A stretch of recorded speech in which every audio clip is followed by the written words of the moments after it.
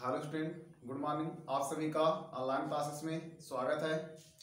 पिछले वीडियोज में यानी कि नरेशन की पार्ट फर्स्ट में हम लोग जो है पढ़े थे।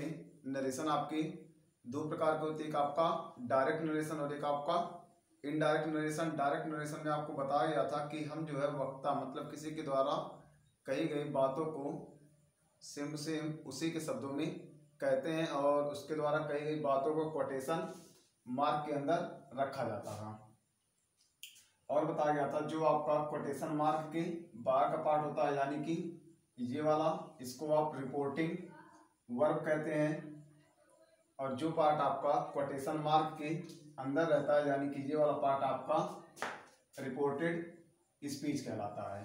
ठीक, इसके बाद आपको बताया गया था इनडायरेक्ट स्पीच या इनडायरेक्ट नरेशन के बारे में। इनडायरेक्ट नरेशन क्या होता है? जब हम वक्ता द्वारा यानी कि किसी के द्वारा कही गई बातों को ज्यों का त्यों न कहकर बल्कि अपने शब्दों में हम व्यक्त करते हैं तो वह आपका इनडायरेक्ट नरेशन कहलाता है। ठीक, और उसमें आपको परिवर्तन पाए गए थे कि मतलब कौन कौन से डायरेक्ट से इनडायरेक्ट बनाने के लिए आप कौन कौन से चेंजेस करेंगे और कैसे उसको आप बनाएंगे। ये सारी चीज़ें आपको पार्ट फर्स्ट में बताया गया था और पार्ट सेकंड में हम जो है उसके आगे आज पढ़ेंगे।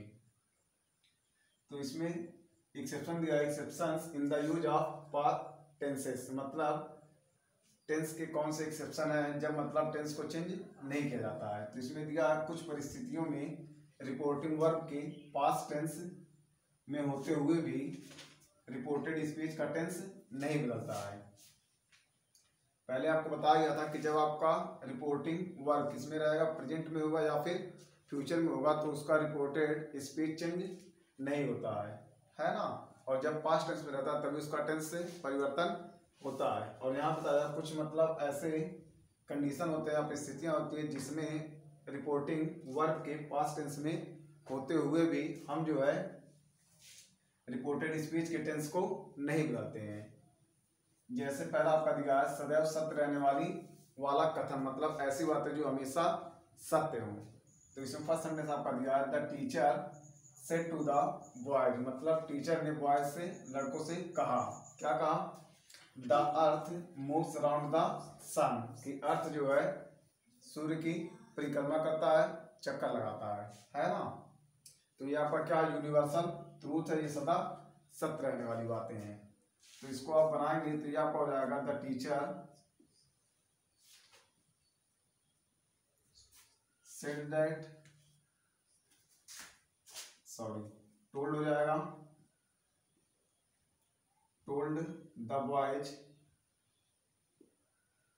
जब भी आपका सेड टू आएगा तो उसको आप टोल्ड में चेंज करेंगे, है ना, ये बताया गया था आपको। और कोटेशन मार्क को हटा के आप कंजक्शन दैट का यूज करेंगे। इसके बाद आपको बताया गया इसके आप टेंस में कोई परिवर्तन नहीं करेंगे, तो आप इसको सेम सेम ऐसे ही लिख देंगे that the earth moves around the sun, है ना। सिंपल सा आपको क्या करना है, द टीचर, इसके बाद सेड टू को आप टोल्ड में चेंज कर देंगे, कोटेशन मार्क को हटा के आप कंजक्शन दैट का यूज कर देंगे और टेंस में कोई चेंजेस नहीं होगा।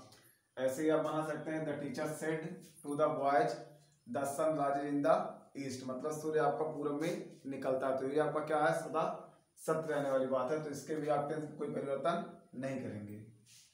चलिए नेक्स्ट आपका दिया है हैबिचुअल फैक्ट, मतलब किसी आदत का उल्लेख होने पर, मतलब ऐसी आदत जो हमेशा के लिए क्या हो, सत्य हो। जैसे फर्स्ट यहाँ पर दिया है ही सेड, उसने कहा, डॉग्स बार्क एट स्ट्रेंजर्स, मतलब डॉग यानी कि कुत्ते जो है स्ट्रेंजर्स पे क्या करते हैं, बार्क करते हैं, भौंकते हैं। तो कोई भी स्ट्रेंजर रहेगा तो ये हमेशा बार्क करते हैं, तो ये भी आपका क्या आएगा, हैबिचुअल फैक्ट है। तो इसको आप बनाएंगे ही सेड दैट, कॉमा कॉमा के जगह पे आपका दैट हो जाएगा, तो हो जाएगा he said that dog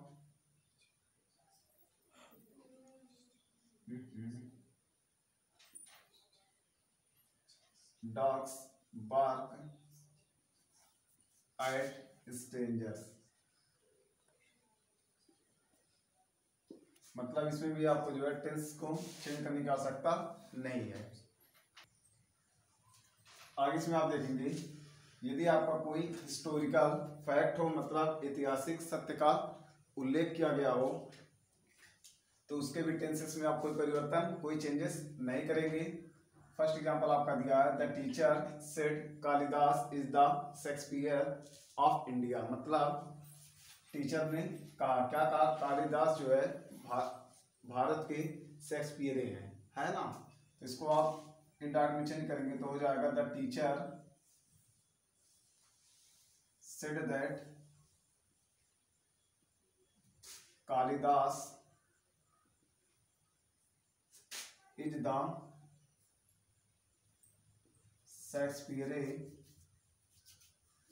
Shakespeare of India, है ना। इसका सेंटेंस आपको बनेगा the teacher said that Kalidas is the Shakespeare of India. Last आपका दिया है किसी कहावत यानी कि प्रोवर्ब का उल्लेख होने पर, मतलब यदि किसी प्रोवर्ब का यानी कि कहावत का उल्लेख किया जाता है तो उसके भी टेंस में आप कोई चेंजेस नहीं करेंगे। तो ये आपका हो जाएगा ही सेड दैट, आपको बताया गया कॉमा कॉमा के लिए क्या आता है, कंजक्शन दैट का यूज किया जाता है। इसके बाद आप लिख देंगे honesty is the best policy, simple सा। नोट में आपको बताया गया यदि आपका कैन होगा उसको आप कुड में चेंज करेंगे, मे को माइट में बदल दिया जाता है, और यदि आपका मस्ट आर्ट हो could would might use to, इसमें आप कोई परिवर्तन नहीं करेंगे। यदि आपका किसी सेंटेंस में आएगा तो उसको आप माइट में, कैन को कुड में चेंज करेंगे, और यदि आपका मस्ट रहे, आर्ट टू रहे, कुड रहे, वुड रहे, माइट रहे या फिर यूज टू रहे तो उसमें आप कोई चेंजेस नहीं करेंगे। फर्स्ट सेंटेंस दिया है आपका he said to me he can go to school, तो इसको आप चेंज करेंगे तो हो जाएगा आपका ही टोल्ड मी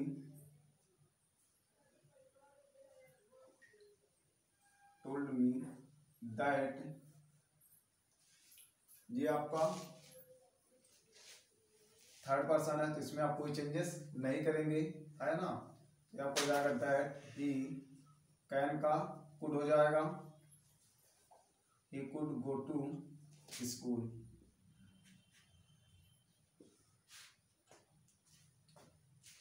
सेकंड सेंटेंस आपका दिया है he said to me it may rain, तो ये आपका हो जाएगा ही टोल्ड मी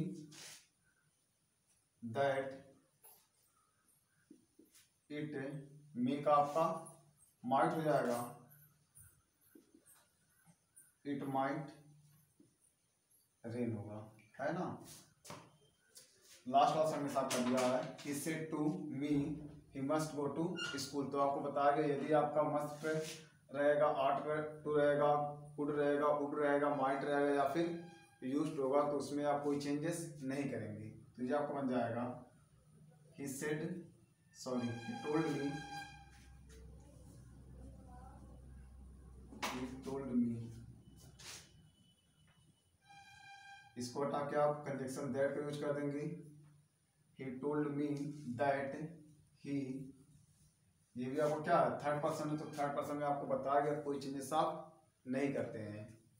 यदि आपका सन वाला रूल आपको बताया गया था, मतलब फर्स्ट पर्सन रहेगा तो according to subject, second person होगा तो अकॉर्डिंग टू ऑब्जेक्ट, और थर्ड पर्सन रहेगा तो आप नो चेंज करेंगे, ये आपको बताया गया है। तो उसी के अकॉर्डिंग यहाँ पे आपका क्या है थर्ड पर्सन है तो इसलिए इसमें आप कोई चेंजेस नहीं करेंगे।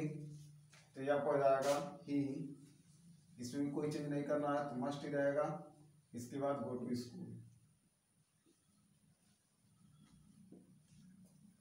इस प्रकार से आप बना लेंगे he told me that he must go to school. इसमें आपको बताया गया है सम अदर चेंजेस, मतलब यदि आपका डायरेक्ट नरेशन में ये वर्ड आते हैं तो उसको आप इनडायरेक्ट नरेशन में इस प्रकार से आप चेंजेस करेंगे। यदि आपका नाउ होगा तो देन हो जाएगा, दिस का दैट हो जाएगा, दीज का दोज होगा, हियर का देयर हो जाएगा, दस का तो हो जाएगा, कम का, गो होगा, एगो का, बिफोर जस्ट का, देन टुडे का, दैट डे, टुमारो का, द नेक्स्ट डे, यस्टरडे का, the previous day, next day का, the following day, last night का, the night before, and tonight का, दैट नाइट। मतलब यदि आपका जो इस तरफ दिया ये आपका डायरेक्ट नरेशन में आता है तो इनडायरेक्ट नरेशन में चेंज करते समय आप इसका इस प्रकार से चेंजेस करेंगे जैसे आपको बताया गया है। इंट्रोगेटिव सेंटेंसेज मतलब जब आपका डायरेक्ट नरेशन किसमें हो, इनडायरेक्ट सेंटेंसेज में हो, तो उसको आप कैसे इनडायरेक्ट में चेंज करेंगे। जब आपका डायरेक्ट नरेशन किसमें हो, इंट्रोगेटिव सेंटेंसेज में, तो उसको आप इनडायरेक्ट नरेशन में कैसे चेंज करेंगे उसका रूल आपको बताया गया है। फर्स्ट बताया गया है रिपोर्टिंग वर्ब के सेड को, रिपोर्टिंग वर्ब में जो सेड रहेगा उसको आप आस्क्ड में या फिर इंक्वायर्ड में बदल दिया जाता है। पहला रूल आपका क्या है, जो आपका डायरेक्ट नरेशन का सेड होगा रिपोर्टिंग वर्ब का उसको आप आस्क्ड में या फिर इंक्वायर्ड में चेंज करेंगे। दूसरा रूल आपका है इन वाक्यों में कंजक्शन दैट का यूज नहीं होता है, और इससे पहले जो भी आप सेंटेंस पढ़े असर्टिव वाला या निगेटिव वाला उसमें कंजक्शन दैट का यूज किया जाता था कोटेशन मार्क की जगह पे। तो इसमें आप जो आपका इंट्रोगेटिव सेंटेंस होगा उसमें आप दैट का यूज नहीं करेंगे। और तीसरा रूल आपका क्या है, इनडायरेक्ट स्पीच के अंत में प्रश्नवाचक चिन्ह का यूज नहीं किया जाएगा। मतलब इसमें आप प्रश्नवाचक चिन्ह भी नहीं रहा इसमें इनडायरेक्ट नरेशन में। और आपको बताया गया है हेल्पिंग वर्ब वाले वाक्यों में ऑब्जेक्ट के ठीक बाद इफ या वेदर का जो आपका हेल्पिंग वर्ब है, मतलब यस या नो टाइप वाले जो आपके सेंटेंस होंगे, जो सेंटेंस आपके यस या नो टाइप वाले होंगे उसमें आप ऑब्जेक्ट की तुरंत बाद मतलब कंजक्शन दैट की जगह पे आप इफ या वेदर का यूज करेंगे। यदि आपका हेल्पिंग वर्ब वाले वाक्य रहेंगे तो उसमें आप कंजक्शन दैट की जगह पे किसका यूज करेंगे, इफ या वेदर का। और जो आपके प्रश्नवाचक शब्द यानी कि WS टाइप वाले क्वेश्चन होंगे उसमें आप ऑब्जेक्ट के तुरंत बाद प्रश्नवाचक शब्द मतलब जो आपका रहेगा व्हाट, whom, वेयर, उसी का आप यूज करेंगे, है ना। चलिए तो पहला आप बनाएंगे Ram said to Mohan are you going to home. तो ये आपका क्या हेल्पिंग वर्ब है, ये आपका हेल्पिंग वर्ब से शुरू हो रहा मतलब ये आपका कौन सा सेंटेंस है, यस या नो टाइप वाला, है ना। तो इसको आप जब बनाएंगे तो ये आपका हो जाएगा राम सेड टू। आपको बताया गया इसमें आप सेड या फिर टोल्ड का यूज नहीं करके बल्कि आस्क्ड या इंक्वायरीड करेंगे। तो ये हो जाएगा राम आस्क्ड मोहन, और कामा इन्वर्टेड कामा के जगह पे भी आप दैट का यूज नहीं करेंगे, है ना, बल्कि आप क्या करेंगे इफ का या फिर वेदर का यूज करेंगे। तो ये हो जाएगा इफ, इसके बाद are you going to home है ना। ये आपका प्रेजेंट कंटिन्यूअस टेंस है, तो प्रेजेंट कंटिन्यूअस टेंस किसमें हो जाता है, पास्ट कंटिन्यूअस टेंस में, है ना। तो इसको आप चेंज करेंगे किसमें, पास्ट कंटिन्यूअस टेंस में। और ये आपका क्या है, यू है, यू आपका क्या है सेकंड पर्सन है, तो सेकंड पर्सन किसके अकॉर्डिंग चेंज होगा, अकॉर्डिंग टू ऑब्जेक्ट। जो यस ओ एन सन वाला रूल आपको बताया गया था, यस ओ एन सन वाला रूल बताया गया था, तो आपका फर्स्ट पर्सन रहेगा तो according to subject, second person according to object, और थर्ड पर्सन में नो चेंज। ये रूल आपको बताया गया था प्रोनाउन संबंधी परिवर्तन में, आपको यस ओ एन सन वाला रूल बताया गया था कि यदि आपका फर्स्ट पर्सन रहेगा तो अकॉर्डिंग टू सब्जेक्ट चेंज करेंगे, सेकंड पर्सन होगा तो अकॉर्डिंग टू ऑब्जेक्ट, और थर्ड पर्सन में नो चेंज, है ना।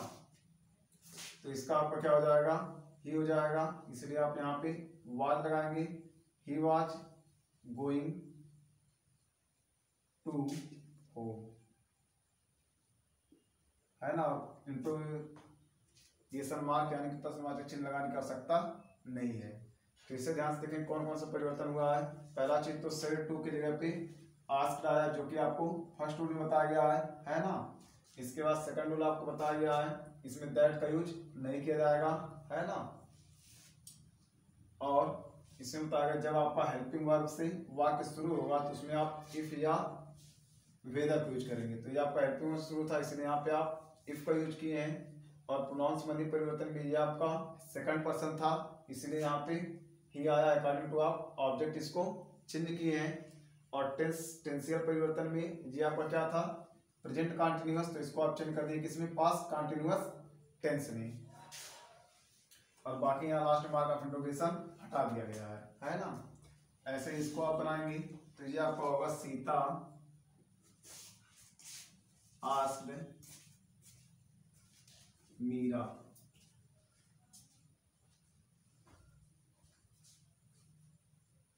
ये भी आपका कैन क्या है, हेल्पिंग वर्ब है ना। तो इसमें भी आप इफ या वेदर का यूज कर देंगे तो ये आपका इफ हो जाएगा। इसके बाद can you solve this question, तो आपको बताया गया कैन का क्या हो जाता है, कुड हो जाता है, ठीक है ना। और ये आपका क्या है, सेकंड पर्सन है, तो इसको भी चेंज करेंगे आप अकॉर्डिंग टू ऑब्जेक्ट में। तो ये क्या हो जाएगा आपका सी होगा, है ना।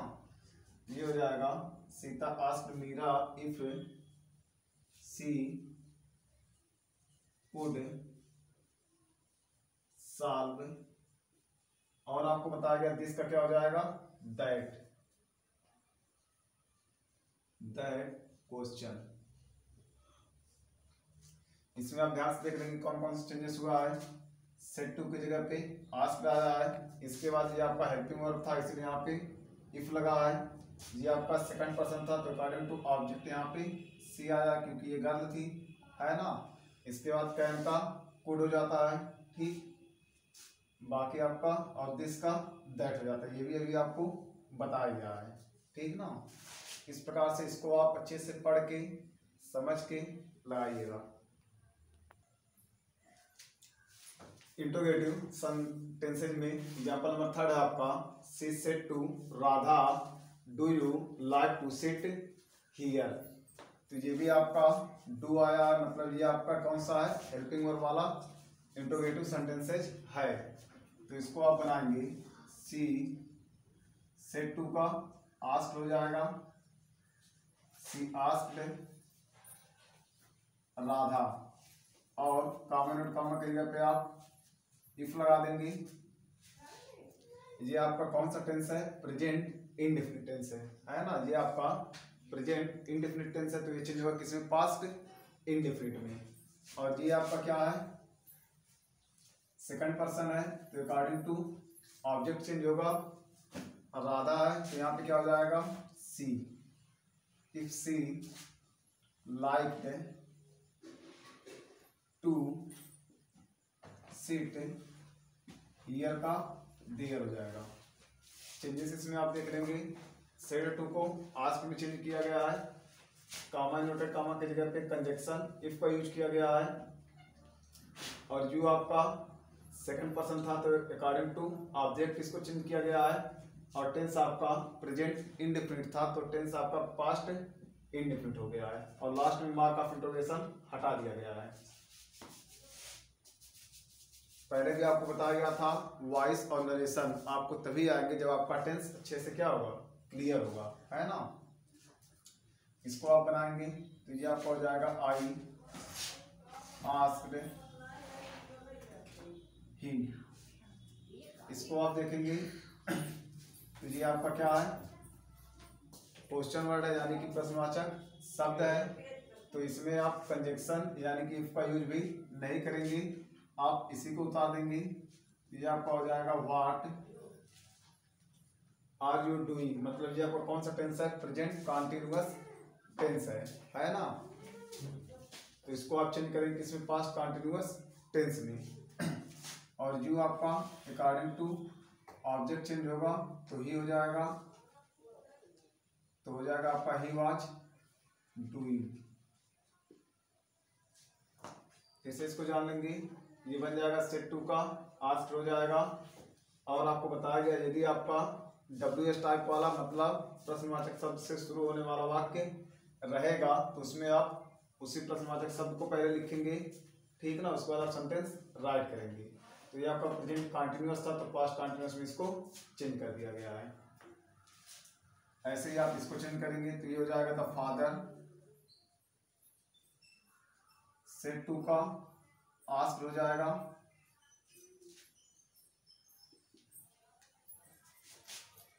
और कॉमा इंटू कॉमा की जगह पे आपका प्रश्नवाचक शब्द यानी कि वाई ही रहेगा।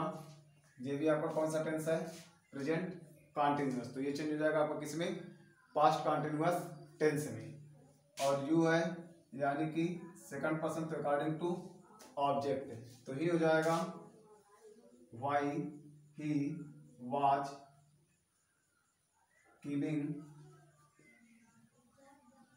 हिज टाइम, है ना।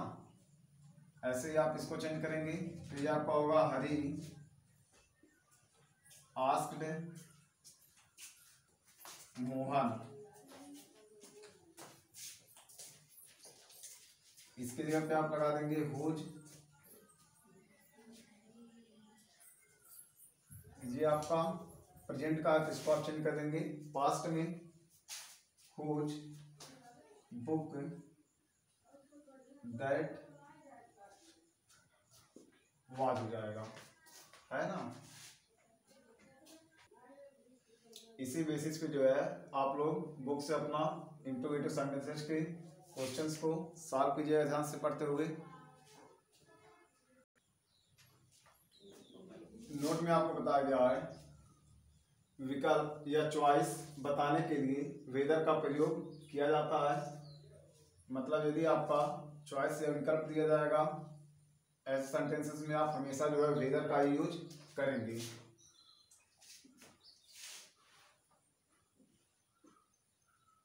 है ना। ये सेंटेंस आपका दिया, I asked do you want to have tea और कॉफी। तो इसमें आपका चॉइस यानी कि विकल्प दिया, तो इसमें आप किसका यूज करेंगे, वेदर का। तो ये आपका बन जाएगा he asked weather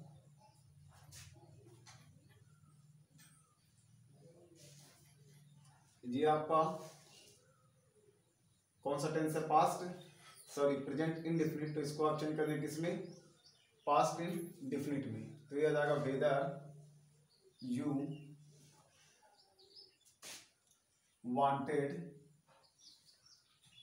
to have tea या कॉफी, है ना। इसको आप चेंज करेंगे, इसमें बताएगा नोट नंबर सेकंड में कंडीशनल सेंटेंसेस। कंडीशनल सेंटेंसेस मतलब इसमें कोई शर्त हो, ठीक ना। कंडीशन मतलब इसमें कोई कंडीशन हो, उसमें भी आप किसका यूज करेंगे, वेदर का यूज किया जाएगा। जब आपका क्या हो, पहला विकल्प या चॉइस बताना हो तब आप वेदर का यूज करेंगे, या फिर कंडीशनल सेंटेंस हो मतलब कंडीशन वाले सेंटेंस हो तो उसमें भी आप वेदर का यूज करेंगे। ये दिया है Mohan said to me, Mohan ने मुझसे कहा इफ यू कम, यदि तुम आओगे, आई शैल हेल्प यू, मैं तुम्हारी सहायता करूंगा। तो इसको आप चेंज कर देंगे तो ये आपका हो जाएगा मोहन आस्क्ड मी। वेदर आप लगा देंगे, बताएंगे आप वेदर यूज करेंगे तो ये हो जाएगा वेदर, इसके बाद इफ आ जाएगा वेदर इफ, ये आपका अकॉर्डिंग टू ऑब्जेक्ट चेंज होगा तो ये आपका क्या आ जाएगा, आई हो जाएगा। इफ आई कम है मतलब ये आपका कौन सा टेंस है, प्रेजेंट इंडेफिनिट। तो ये किसमें हो जाएगा, पास्ट इंडेफिनिट में। तो हो जाएगा आई वेंट, है ना। और ये आपका अकॉर्डिंग टू सब्जेक्ट चेंज होगा तो मोहन है तो ही हो जाएगा, ही शैल का शुड होगा, लेकिन यहाँ पे आपका ही आया तो इसको आप क्या कर देंगे, वुड कर देंगे। ही वुड हेल्प यू है तो अकॉर्डिंग टू आप ऑब्जेक्ट चेंज करेंगे तो मी हो जाएगा। तो इस प्रकार से सेंटेंस आपको बनेगा Mohan asked me whether if I went he would help me. यहाँ पे जो है आपकी प्रैक्टिस के लिए 8 क्वेश्चंस दिए गए हैं। इसको आप लोग जो आपको पीछे आज रूल बताएगा इंट्रोगेटिव सेंटेंस से संबंधित, और उसी के बेसिस पे जो है इसको आप सॉल्व करिएगा।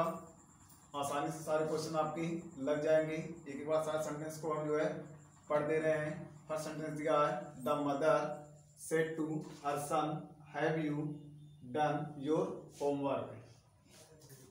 सेकंड है आपका, the father said did you go to school today.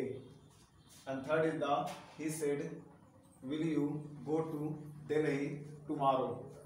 And fourth is the Radha said should a young man behave like this. इसमें से 1 2 3 4 ये आपके कौन सा सेंटेंस है? यस या नो टाइप वाले, मतलब सारे सेंटेंस आपके हेल्पिंग वर्ब से शुरू हुए हैं, है ना। तो इसको आप जो है इफ या वेदर का यूज करके बनाएंगे। Question number 5 is the Anil said to me why did you do it. 6 is the woman said where is Avinash. And question number 7 is the passenger said when will the train arrive. And 8th is the Ramesh said why did you not come to school today. Question number 5 to 8 ये आपके कौन से हैं? WS type वाले, मतलब सारे sentence आपके interrogative से, मतलब क्वेश्चन वर्ड से, प्रश्नवाचक शब्द से शुरू हुए हैं। तो इसको जो है आप इसी के अनुसार बनाएंगे। Thank you so much.